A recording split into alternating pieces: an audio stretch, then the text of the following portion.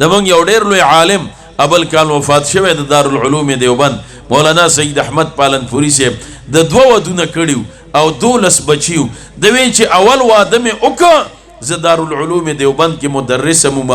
خو ما د خپل ښځې ته ټیم وویسته چې د دینی تعلیم او تربیت پکار دی نه د دینی تعلیم او د تربیت سره سره ما دا خپل ښځه دا په خپل کور کې په خپله باندې دا ما د قرآن حافظه کړه او وی الحمدلله دا ډیره مضبوطه حافظه شوه او بیا د بخاري شرحه کې د 5 یا 6 جلد کې خاتمه کې د هغې واقعه لیکلې او وفات شوې ده چې دا ډیره نیکه زنانه وه او دې د قرآن ډیر خدمت کړی دی نو بیا یې ښکته لیکلي دي چې دې څه خدمات کړي دي وایي ما چې 2 واده وکړه نو زما هغه 2مه ښځه چې دا د دې بنه وه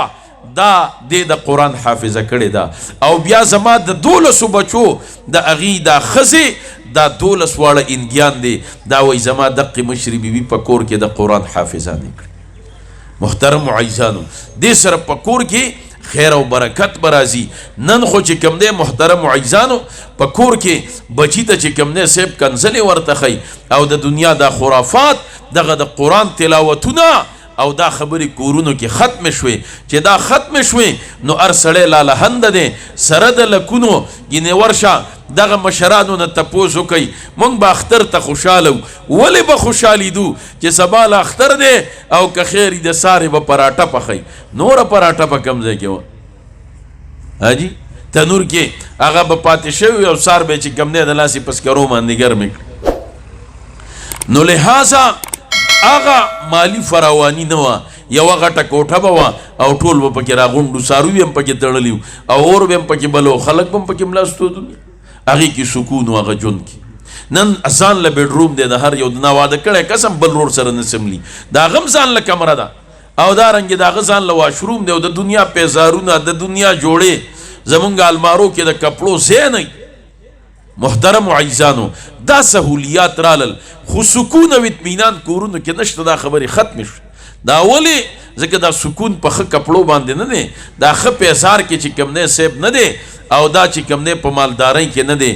بلکې الا بذکر الله تطمئن القلوب انا نحن نزلنا الذکر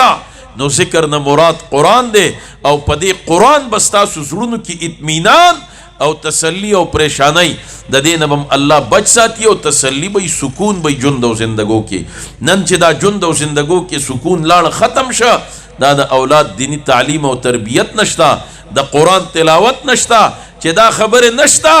بیا یو پلار بچی ته وایي سته بیګیرې هلکې او د جینکو په شان ویښته دي ته چې 1 بجه کور ته راځې دا ته د چا سره چې کوم دی ناست دی او دا ته چې د کوم لیول ویډیوګانې جوړې دا ما د پاره پیغور دی نو بیا په سبا له د هغه پلار جنازه ادا کیږي او په بله ورځ باندې بیا د هغې مور چې کوم دی صاحب جنازه ادا کیږي